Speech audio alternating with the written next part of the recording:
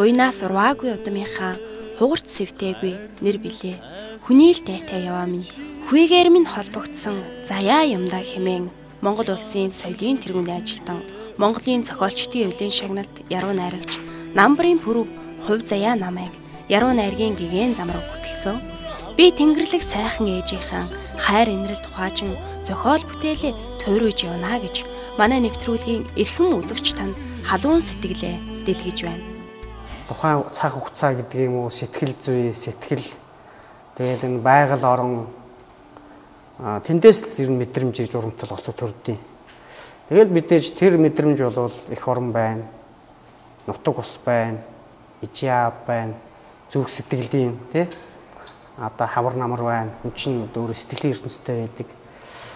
Тэгэл тэндээс л ирсэн мэдрэмжээс уран бүтээлийн санаа хвчлээ ирнэ. За манайх би бол уран бүтээлийн санаа гэж байгаа. За манайхан бол нөгөө онгод гэж ярьдаг шүү дээ уран бүтээлч хүмүүс тий. Онгод маань ордгоо. Онгод орсон үед одоо уран бүтээл арай илүү одоо сүүлд бодоход үлдэцтэй байдаг гэж. Тэр бол би зүгээр санаагаа хэрэг олж авах. Тэр санаагаа их зөв мэдрээд дараа нь тэр санаагаа одоо өөрийнхөө мэдрэмжээр, өөрийнхөө зүүн совгоор дамжуулаад их зөв илэрхийлж чадвал тухайн уран бүтээл маань одоо юу гэдэм бэ? Сэтгэлээс арсан уран бүтээл сэтгэлд хүрдэг гэд манайхан бас ярьдаг. Тэр талдаа их орох очтын болов. Одоо намар болоод навч унахаар ч юм уу, өвөл болоод цас унахаар ч юм уу. За хавар болоод ингээд өөрөө үнэртаад ирэхээр өөрөө ирэхгүй гинт нэгтэй сэрэл сэтгэхүй мэдрэмжийн одоо тийм догдлолтууд хүний зүрхэнд ирдэг. За тэр одоо манай нэг нэрт яруу найрагчийн хэлснээр тэр одоо онгодын шувуу гэж байгаа юм да тий. Тэр онгодынхон шувууг одоо тогтоож чадвал одоо миний болоод эсвэл надаар дамжиж тэр хүмүүст хүрэх уран бүтээл илүү их сэтгэл зүрхэнд их ойрхон байдсан болов уу? Үнэнд их ойрхон төрдөг юм болов уу гэж л бодож байгаа. Нэвтрүүлгийг дэмжигч Glamour Art Gallery. Бүр яруу найрагчийн хувьд хамгийн сүүлд би энэ эх орныхоо энийг эвдэгдэж байгаа. Энэ их төнхөгдөж байгаа. Бас энэ ингэдэг нэг юу гэдэм бэ? Сэтгэл зүрхэнд эмзэгэл авчирж байгаа сэдвүүдээр голчилж их олон уран бүтээл туурвсан байна. Тэгээ энэ бол ингээд нүдээр харахад ч гэсэн сэтгэлээр мэдрэхэд ч гэсэн за ингээд би Монгол хүн шүү, Монгол эх орныхан эзний би юм шүү гэд ингээд бодоход бол зайлшгүй одоо яруу найрагч хүний зүрхний хөндүр сэтгэлийн эмзэглэл байна л та. За зүгээр хамгийн сүүлд бол би яг л энэ эмзэглэл саяхан нэг одоо олон улсын одоо утга зохиолын чиглэл дээр ирсэн гэдэг яруу найрагчтай явж байгаад тэр гадаадын хүмүүс ч гэсэн надаас илүү их эмзэглэж байна. Хайрхан сайхан их орон бас л их тий одоо юу гэдэг өр үдмөр байна шүү гэдэг. Өр үдмөр байна шүү. Бас одоо нэг 10 жилийн өмнө юм уу 8 жилийн өмнө зарим нь иржсэн хүмүүс л тий 10 жилийн өмнө ирэхэд ийм байгаагүй шүү Монгол. Уул нь бүтнээрээ байсан, гол нь урсч байсан тий. Тэгээд ингээд их гоё тийм шуурдгуу сэвзүүр салхитай их гоё одоо онгон байгальтай Монголд иржсэн. Ингээд 8 жилийн дараа ирсэн ч одоо 10 жилийн дараа ирсэн ч одоо бас их харамсалтай болсон байна гэд харь хүмүүс одоо бидний өмнөөс эмзэглэж байгаа надад санаа ирсэн. Тэгээд би яг тэр одоо манай Солонгос зохиолч зураач найз нар л та. Тэгээд тэднийхэн тэр үгнээс одоо хүний одоо уран бүтээлийн санаа зүгээр нь хүний үгэн дотроос хүртэл бусдын сэтгэлдээс хүртэл ирдэг. Тэгээ хамгийн сүүлд би одоо энэ эх орон минь уйлж байна уу да гэд нэг тийм одоо орманс маягийн шүлэг бичсэн. Тэгээ энийг маань бас нэг Баянгор аймгийн хөгжмийн зохиолч Жандсан самбуу гэд би одоо сайн бас танилуд биш ийм хүн бас надтай адилхан тэр эх орныхоо байгалыг эх орноо бодож явж байгаа эмзэглэж явдаг хүмүүс байдаг учраас аялгау хийсэн юм байлээ. Тэгээ энэ бүтээлд одоо хамгийн сүүлийн маань надаас төрж байгаа гэдэг юм уу? Одоо надаар дамжаад арт түмэнд хүрэх гэж байгаа ийм бүтээл байна. Эх орон мань уйлж байна уу да гэд. Эх орон уйлдаг юм уу гэж одоо зарим хүн асууж магадгүй. Тэгээ би бол эх орныг бол тэр уйлж байгаа гэж бодож байгаа. Эх орн бол хүн шиг илэгтэй, зүрхтэй, уушигтай, цус судастай, тархитай, гар хөлтэй гэж би ойлгодог. Тэгээ тэр эх орныхоо тэр тархинаас нь одоо эмтлээд байвал тэр уушигнаас нь одоо аваад байвал тий тэр гар хөлнөөс нь салгаад ингээд ухаа төнхөөд гадаадынханд өгөөд байгаа юм шиг санагдаж байгаа юм л да. Тийм учраас би тэр эмзэглэлээ эх орон минь уйлж байна уу да гэж бичсэн. Тэгээ энэ бол ганц одоо яруу найрагч пүрэв миний имзэглэл биш. Монгол хүмүүсийн зүрхний имзэглэл байгаасай. Хойч үедээ эх орноо бүтэн үлдээх юмсан гэсэн тэр ухаант хүмүүсийн бас зүрхний хүндүр байгаасай гэж бодож ер нь бол шүлэг бол яагаад бичдэг юм бэ гэхлээр би өөрөө бодоод яваадах нэг өөр. Дуу гэдэг бол яруу найрагч хүн өөрийнхөө хүслийг, санаа бодлыг, зүрхний имзэглэлийг хүмүүст хүргэх хамгийн дөт бөгөөд хамгийн тийм одоо уянгатай зам хараг байхгүй юу. Тэгээ би бол хэдийгээр нэг талаасаа дууны шүлэг бичиж байгаа ч гэсэн нөгөө талаасаа бол дууны шүлгээрээ дамжуулж тэр имзэглэлийг, тэр гигэн сайхныг, бас тэр эх орныхоо омгшлыг, хүн бол төрсөн тэр одоо омгөрхлийг ч гэдэм үү те баяр бахархлыг бас бусдын зүрхэнд хүргэх юмсан, бусдын зүрх сэтгэлд мэдрүүлэх юмсан гэсэн ийм бас уран бүтээлчийн дал бодолтой байдаг. Уран бүтээлч басных нь, яруу найрагч басных нь бас хөв заяаны тодтол нь бас энэ байгаа гэж би бодож байгаа.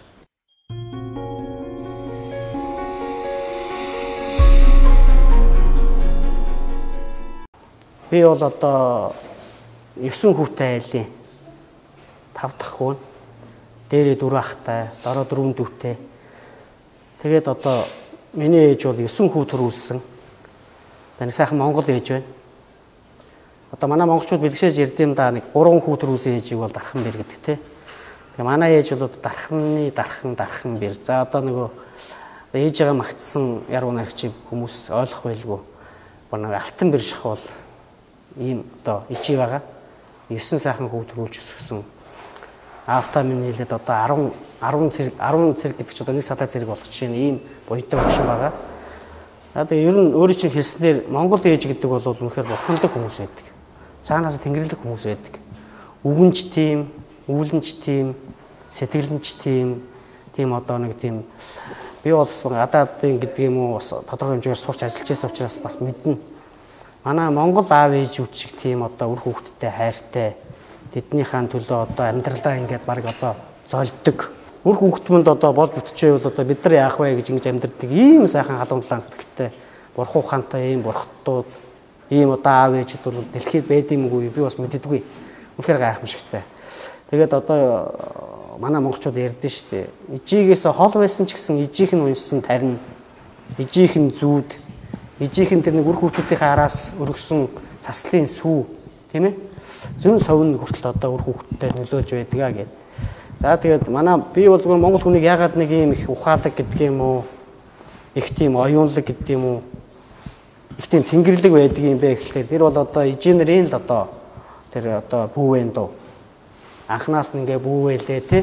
Бүүвэн дуу гэдэг чинь одоо бас дуу учраас бас тарин үз.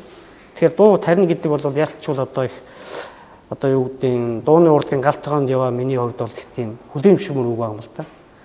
Одоо бүүвэн дуу гэдэг чинь тарин байгаа байхгүй юу? Тэр ижи бүүвэн дуу дуулж ин чинь хүүдээ одоо хямран сан тавьж гин. Сайн сайхныхын төлөө цагаан шухурт уншуулж гин тий. Одоо тэр нөгөө хүмүүсийг ариусгадаг тэр номнуудыг л одоо уншиж гин гэсэн үг шүү дээ. Тэр бүүвэн дууг сонсч үзсэн хүүхд бол хүүтэн сэтгэлтэй болохгүй. За бүүвэн дууг сонсч үзсэн гэдэг юм уу хүүхдтэй их бүүвэлж өсгсөн ижи бол жишээ нь одоо тэр хүүхэд нэг зөв хүмүүжин гэсэн үг. Одоо урлагийн гойцолтой хөгжмийн зохиолч Бямбаяргаа хүртэл одоо бас сүүл үеийн хүүхдүүдийг ээжүүд нь бүүвэлэхээ байцсан. Тийм учраас хүүхдүүд нь жоохон тийм сэтгэл нь жоохон тийм сэвэлзүүр болчиход байна. Хүнлэг биш болчиход байна. Энэ бас би үнний хөвтэй авах гэж бодож байгаа. Бүүвэн дуугаар дамжуулаад нөгөө их гэл чинь, нөгөө Монгол өв соёл чинь, нөгөө Монгол омгшил чинь тий ижээ аваа хайрлах сэтгэл нь эх орноо доороо бахарах гэдэг юм уу Монгол хүн болж төрснөөрөө омгших тэр бүх чанар бүүвэн дуунаас ихтэй шүү дээ. Бүүвэн дуу гэдэг бол хүний хүмүүжлийн их болгоно аахгүй юу. Тэгээ миний уран бүтээлийн ер нь дийлэнх нь бол ээжийн тухай, эжийн тухай уран бүтээл байдаг. Ер нь намайг утга цохол руу анх оруулж ирсэн гэдэг юм уу энэ дууны урлаг руу анх татчааруулж ирсэн уран бүтээл бол би 17 настай байхдаа бичсэн одоо энэ Монгол Улсын гайж утсан болормогийн дуулсан намрын өнгө орлоо ээжээ гэдэг дуу байна.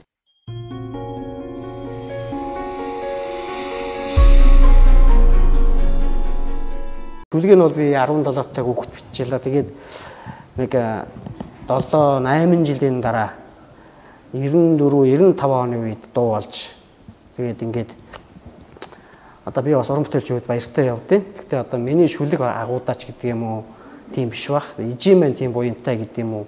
Монгол ижийн нар үе удам дамжсан тийм их энергитэй учраас миний ижийн нэг тийм дуун суурга болох, дуун тарин болох хувь заяатай хүн байж тээ. Бурхан бас нэг тийм хувь заяаг хүнд өгдөм байна даа гэсэн ийм гэгэн бодол төрдөг.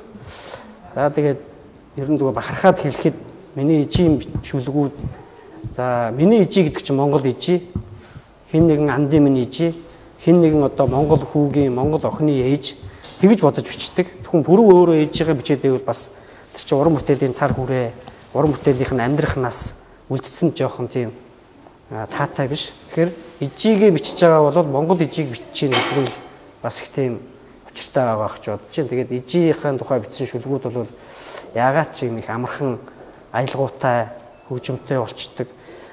Дуучдах амархан аваад дуулцдаг. Тэгээд одоо бас их тийм хүмүүст амархан хүрчдэг. Ийм дуу болдог л доо. Тэгээ хамгийн сүүлд одоо би ер нь олон ижийн дуутай мөртлөө ижитэйгээ хамт тэгж одоо клип янз янз юмд орж ирсэнгүй. Тэгээ яг хуу азар гэдэг юм уу бас хувь заяаны тохиолоор хамгийн сүүлд тэр дуулсан миний шүлэг бишрэн яруу ээж гээд хүмүүс одоо их сайхан мэддэг болцсон. Хүмүүсээс их урам бас над бэрдэ болцсон юм даа. Энэ дууныхаа клипэнд одоо бас уран бүтээлчдийнхээ саналаар дуусан дуучныхаа саналаар аян хийсэн хөгжмөн зохиолчийн саналаар бас ээжтэйгээ орсон. Хүний ижийн хүн бол их баярлалтай юм байлээ. Урд нь олон дуутай байсан ч гэсэн би тэр миний бишрэн яруу ээжийн минь орчхоод баярлаж байхыг ер нь тэр чинээний тэгж их тоглож байхыг ер нь харж байгаагүй. Их сонин гоё мэдрэмж төрд юм бэл. Яачлаг эдгээ өсгөө билээ.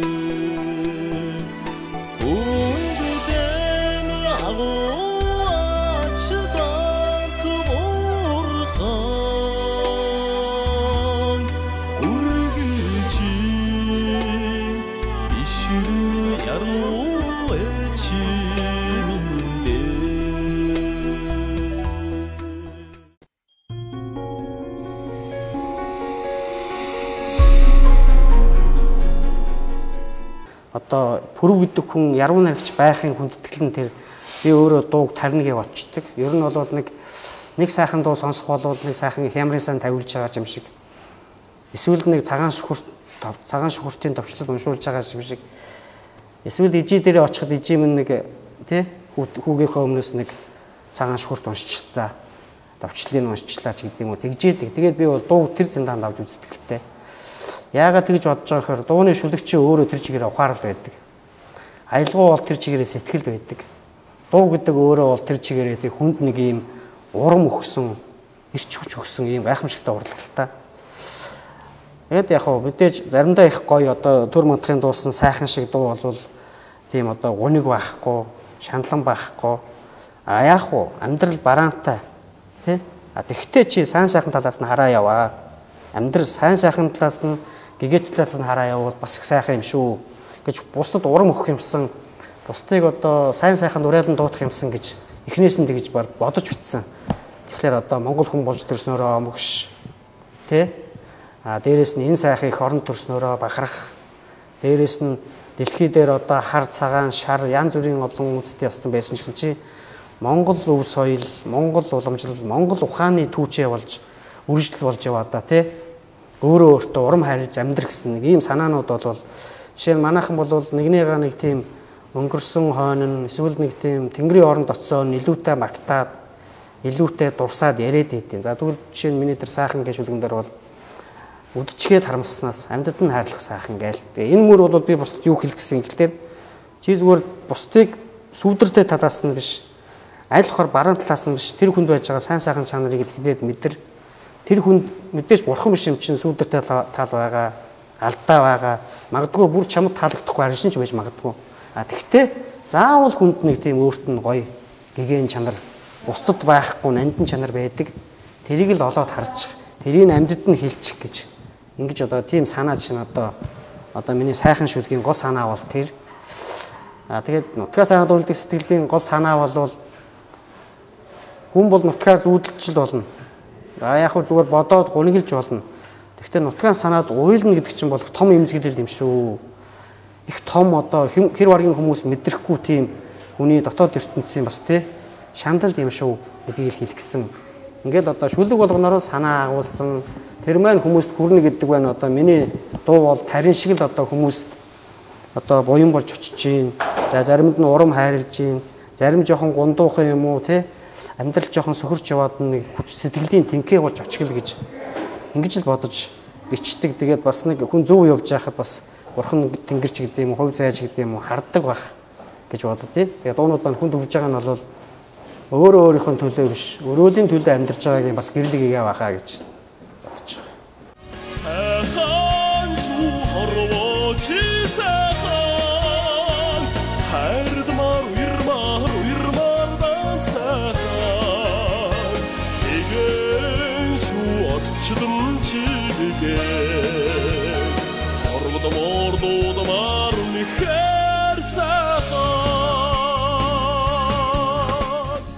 Нэвтрүүлгийг дэмжигч Glamour Art Gallery. Ижидээ мэдсэн загтал. Намар оройхон навчин гонигтай. Нар бороохон найрыг уягтай. Энэ л өдөр имэл цагаар эмзэг уяхан сэтгэлийн минь их шиг зөөлхөн аялгуу. Ижигэм би асгарууланхан санав. Ансан нүдэнд азаа бууралхан дүгнэ гэрэлтээд шүүдэр тунгалахан гунига шүлэг болгон аргадав. Холын холд мордох хонгор намрын тэр өглөө хөөрхий ижимэн цацлан өргөн байж хазар духыг минь үнэрлээд нулимсаа нуугаад үтсэн юмсан намсан намсаар үлдсэн юмсан торон холдсон юмсан тоосон дундал хоцорсон юмсан бодолдоон бижигээ мөнхөд тээж Бурханаас насгүйн залбирдаг итгэлэн би жихэн сэтгэлээр сүлж ирээдүгэн өөдрөгөөр төсөөлж явдаг цаг хугацааг өртөөлөн цэн хүн чуулаад л ирэхлээр хүүгэн там сандгал үзээ цэцгэн залуу хөгжилдөөд цэнгэл баяр цалгаад л байхаар хүсэж өгүүлээд итгэдэг л бизээ ширээ дэрлээ зүрмөлөх зүуд тааман байдаг шинийн сарнаар золохын хүсэл ижимэн байдаг бороотой нартай өдрийн гуник тааман байдаг. Бурхны шивнээ өнийн шүлэгч ижимэн байдаг. Баярлуулахгүйч гомдоохгүй юмсан гэсэндэн зовлон дааж жаргаахгүйч зовоохгүй юмсан гэсэндэн зорсондон тэмүүлж холыг санаж дотгошон гасаж явна. Муу хүүчин муухай үрчин ээжээ. Үлдээсэн хацран үнсүүл золгох үлэмжийн учрал минь яарлын жигүүртэй хүлээ хүүгээ хүлээ. Миний сайхан ижим шүлэг байна.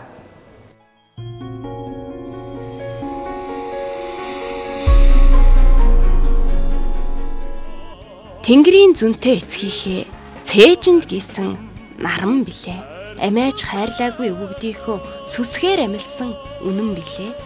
Намбрын пүрвийн зүрх сэтгэл тогшсон сайн сайхан үгс хүний сэтгэлийг уйраан гаргадаг хөг иршигтэй хослон он жилүүдийн түүх дурсамжийг бичиглэн дуун тарин болон олны дунд түгэн дэлгэрч хүний амьдрал тохиолдох баяр гүнгийн алиндж дуулагдсаар юмнаа.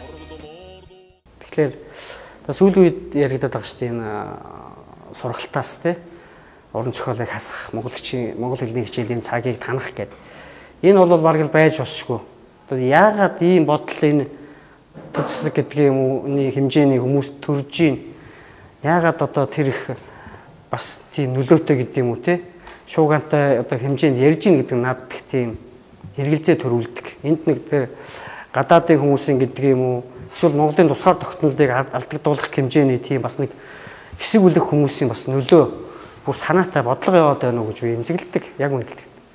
Бүр тэгж ярих юм бол эсэргээрээ бүр тэр уран зохиолын цагийг те монгол хэлний цагийг дээрээс нь одоо энэ монгол бичгийн цагийг нэмэх ёстой байхгүй. Би бол монгол хүнийхээ хувьд бол монгол хүн бол миний нутаг шүлгийн жишээ нь одоо чэжэр мэддэг байх хэрэгтэй. Миний нутаг шүлгийн гайхамшиг нь юундаа байдаг гэхээр 100 жилийн өмнө бичигдсэн шүлэг ийм газар нутагтай байсан шүү. Энтийн ангаа соёоны өндөр сайхан нуруунуудыг яагаад ингэж тоочж бичсэн. Эх орны газрын зургийг шүлгээр яах нь бичиж үлдээсэн ийм гайхамшигтай одоо утга санаатай шүлэг байхгүй юу? Одоо өнөөдөр чи одоо надтай санал нэг байгаа бах. Тэ? Өнөөдөр тэр хинтээ ангаа саяаных нь аль нь байхгүй болчиход байна. Тэр 3 арга нурууны тийм ээ? Хөвсгөл ус буурын гүн зинхэр нуурууд гэдэг чинь. Одоо тэр тоочод бичсэн нуурнуудны одоо хэдэн байгаа бол ингээ бодохоор энэ бас их том хэмжээглэл байгаа. Тэгээ нөгөө талаасаа бол улс орнд тусгаар тогтнохын ирээдүйдээ баталгаатай үлдээхийн маш том үндэс бол их хэл. Тэгээд хэлний боловсрол байх гэсэн. Энэ бол миний үнэхээр эмзэглэж явдаг. Үнэхээр одоо энэ төр засгийн хэмжээнд, бодлогын хэмжээнд одоо тавьж бүр яаралтай энэ хойч үедээ үлдээх хамгийн том соёл бол их хэл. Дээрээс нь энэ үндэсний Монгол бичиг өв соёл, зан заншил, уг уламжлал. За яг манайх одоо сүүлийн нэг үе яваад бол ингээд дээлээ өмсдөг болчих те. Дээлээ өмсдөг болчих нэг үндснийхөө хувцаар гойдог болчих. Тэгтээ гадраа нөгөө манайх нэг ярьдэн шүү дээ. Гаднаа гэлэнцэг, дотроо фаланцэг гэдэг шиг болчиход байгаа байхгүй. Уг хүмүүс өөрөө монголч болчиход монголоор ярихгүй байна. Монголоор сэтгэхгүй байна. Монголоор бие бие хайрлахгүй байна. Тэ? Монголоор бие биенийг хүндэтгэхгүй байна. Тэгсэн мөртлөө монгол хувцас өмсөд байвал энэ нэг л биш үсттэй. Хамгийн гол нь дотоод чанар нь, тарих нь, сэтгэл нь, за тэр үтгийг бүр зүрхэн монголоор зохиолж явах хэрэгтэй. Монгол хүнийг бол монгол хүнс хайрлах хэрэгтэй. Тэр дархлааг юу болох вэ гэхээр нөгөө бүүмэн дуунаас ихтэй их хэл, өв соёл, зан заншил, өв уламжлал, тэгээд нөгөө монголчуудын тархинд суулгах, эртнээс уламжлалтай тархины дархлаа байх хэрэгтэй. Тэгээд тэр чинь одоо энэ монгол уран зохиолоор тий монгол хэлээр дамжиж хүн суудаг. Жишээ нь миний үеийнхэн бол одоо тэр яг утга зохиол дунд сургуульд их одоо өргөн байсан тий орон зайтай байсан. За монгол хэл уран зохиолын хичээл бол их тийм нөлөөтэй байсан тийм үеийн хүмүүжлэлтэй хүүхдүүд шүү дээ. Тэгээ энэ бол хувь хүний амьдралд ч гэсэн хувь хүнээр дамжаад улс орны амьдралд ч гэсэн маш нөлөөтэй. Тэгээд үнэхээр маш их хэмзэглэж явдаг. За хүүхдийн уран бүтээл тэгэхээр би яг өөрөө нөгөө багш учраас хүүхдүүдтэй хамт ажиллаж ирсэн. Тэгээ хүүхдүүдэд чи их хөрх ертөнц шүү дээ. Ямар ч хэр уртаг байхгүй, ямар ч тийм далд санаа байхгүй, ямар ч тийм эвдэрсэн сэтгэл байдаггүй. Тэргээр хүүхдэгдэг бол хайр татам ертөнцөд. Тэгээд өөр ирэхгүй нөгөө аливаа уран бүтээлийг хийхэд тухайн одоо тэр орчин нөхцөл бас ойр байх нь чухал байдаг.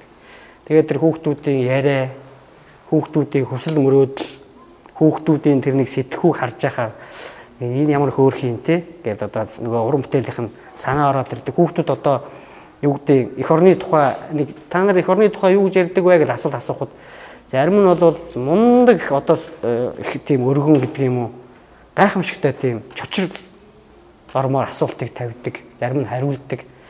Бүтээлдээ хүмүүст хүргэх тэр хэлбэрийг бол сонгож байгаа. Гэхдээ нэг үе бод бол одоо бас монголчууд оюуны бүтээлийг одоо үнэлэх гээд байна. Үнэлэхгүй л байна л та. Үнэлэх гээд байна. Дээгүүр доогуур яриад байна. Сүүлийн үед энэ хөгжмийн зохиолчийн яруу найрагчийн эрхийн хамгаалах нийгэмлэг гэж байгуулагдаж байна. За засгийн газрын дэргэд шадар сайдын хүрээнд энэ оюуны өмчийн газар гэж бүхэл бүтэн газар байж байна. Номын дэлгүүрт яваад ороход ном уншиж байгаа хүн их болсон маань ялангуяа залуучууд. Тэгээд дээрэс нь номыг ингээд талхаа авч байгаа юм шиг, махаа авч байгаа юм шиг тий. Хоолныхоо хүнсний бүтээгдэхүүн суулуулж байгаа юм шиг ингээд уут уутаар нь бариад гардаг болсон байна. Тэгээд бас ажиглахад ингээд сүүлийн үе телевизүүдээр бол ингээд яруу найргийн, номын, тий сэтгэхүйн, тархины чиглэлийн нэвтрүүлгүүд их явдаг болсон байна. Энэ бол яг вэ бүхийг сүлэртлээ талаас нь харах биш. Юм бол наашилж чинь зөв тал руугаа салхи эргэж ийн гэж ингэж бодож байгаа.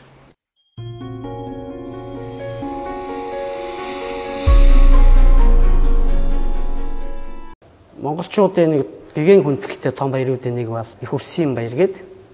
Тэгээ би бол харьцангуй бас азтай хүү бас манай ээж бас харьцангуй тийм уянтай ээж юм болов гэж боддتي. Миний нэг ижийн нэг 20 орчим дуу байдгийн. За энэ миний ижидээ зориулсан дуу болгоно л одоо ижидээ хэлэх гэсэн үгээ дамжуулж хэлж байгаа. Ижигээ хайрлаж байгаа сэтгэлээ юм бас би тэр шүлгүүдээрээ дамжуулж хэлж байгаа. Тэр дуунуудаараа дамжуулж одоо бас хүмүүст хүргэж байгаа. Энэ одоо би хэдийгээр одоо ээж минь би танд хайртай шүү. Та агуу хүн шүү. Би одоо таны бас те одоо орчлон дээр төрүүлсэн хүүхдүүдийн чинь бас нэг амин алтан үрэн шүү гэж одоо хэлдэггүй ч гэсэн тэр миний шүлгийн мөр болгонд миний дууны одоо бадаг болгонд тэр сэтгэл минь яваа. Энийг бас ээж минь одоо мэддэг болсон, ойлгодог болсон. Тэгээ одоо 80 хүргэж яваа тэр буурал ижи нэг ийм хүүгээрээ бахархна гэдэг юм уу, нэг ийм хүүгээ бас яаж явааг нь ойлгоцсон байна гэдэг бас том баяр юм болов уу гэж бод тээ. Одоо бас манайхан ингээл дандаа л одоо ингээд яриагийн сонсож байхад эсвэл ингээл нэг уран бүтээлийг харж байхад дандаа ижийнхээ оноос харуулсан ижигээ амьдад нь баярлуулж амьдсангүй хүсэн ийм жоохон одоо дийлэнх сэтгэл байдаг. А энийхээ эсрэг бол би одоо эрт тухаарч гэдэг юм уу, бас хувь заяаны зурлагаар гэдэг юм уу, за одоо Тэнгэрийн зарилгаарч гэдэг юм уу, бас ижигээ баярлуулж амьдсан. Ижийнхээ ачийг одоо хариулсан гэж хэлэх нь хайшаа. Ижидээ нэг хүүтэй байсных нь бас тэр аж аргалыг бас бэлгэлдэж амьдсан. Тэгээд одоо үнэхээр бас уран бүтээлчийн хувьд сэтгэл хангалуун байдаг. Гэхдээ миний ижил одоо ийм буянтай хүн байж тээ.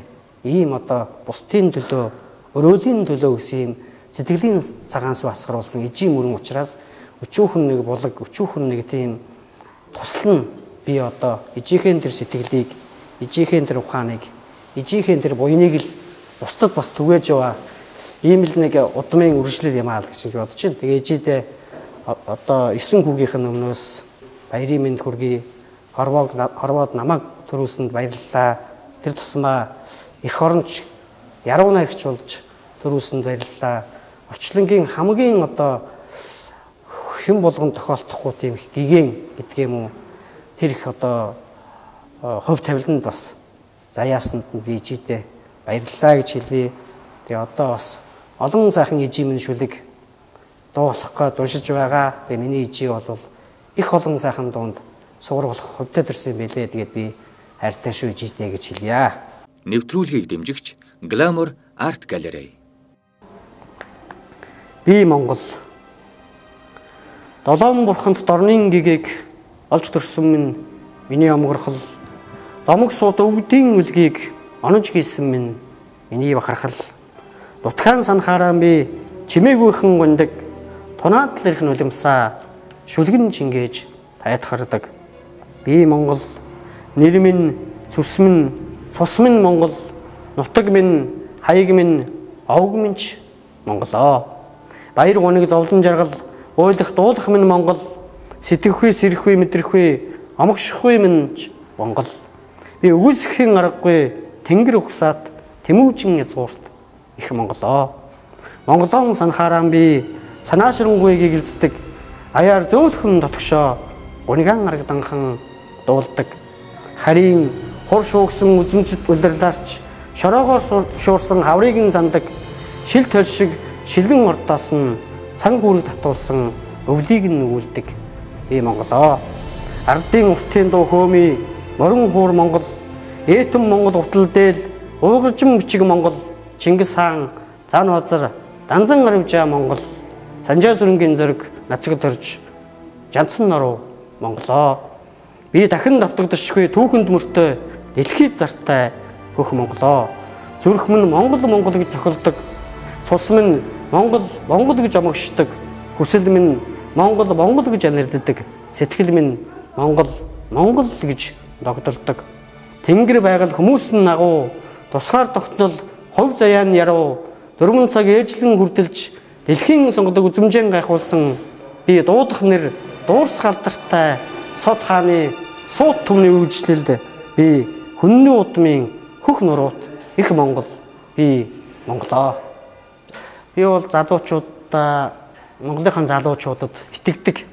Манай залуучууд бол золбоотой, хэмартай одоо юу гэдэг юм дээр өвөг дээц гэдэг юм уу эртнээс уламжилсан тийм генийн чадвартай манай залуучууд.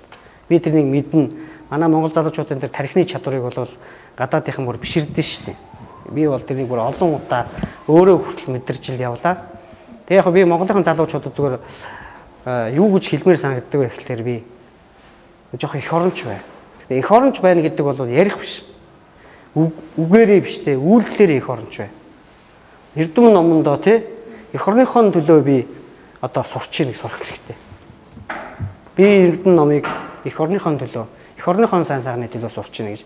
Дээрээс нь бол манайхан нэг тийм Монгол гэхлээр л нэг тийм жоохон Монгол хувцс гэхлээр нэг тийм одоо тий урд дутуу юм шиг. Одоо Монгол одоо хүн гэхлээр нэг тийм бусдаас дорой юм шиг ийм хүмүүжил сүүлийн залуучууд ажиглаад Тийм биш. Тэгээ монголоороо омгшиж амьдар, эх орноороо бахархаж амьдар. Дээрээс нь гадаад үзмжээрээ гэдэг юм уу өөрийнхөө тэр үг хэлээр монгол багаасаа илүү тархиараа монгол бай, зүрхээрээ монгол бай, сэтгэлээрээ монгол бай, тэ? Ирээдүйн хойчхын төлөө монголоороо цохилж амьдрал гэж би хэлмээр санагдаж байна. Адуу төргөлсөн талд өдөлсөн болоод тэрүү айцамтай юм аа. Аялгүй шуран хайлсан хөдөөд өссөндөө ч юм уу уянгатай билээ. Хүсэл бодол гэгэн явхад бодол санаанаас утга төгс уянгад сайхан шүлэг төрж дуу болохын учир ихэ. Тиймдээч намбрын пүрэв олон сайхан дуугаар Монголынхоо хүн зоныг ундаалж байдаг авьяас бэлгийн их ундрахтай найрагч юм. Монгол улсын соёлын тэргүүний ажилтан Монголын зохиолчдын эвлэн шагналт яруу найрагч намбрын пүрэв таныг урлагийн тэнгэрийн анжин лам бурхан мөн хөд эвээх болтугай.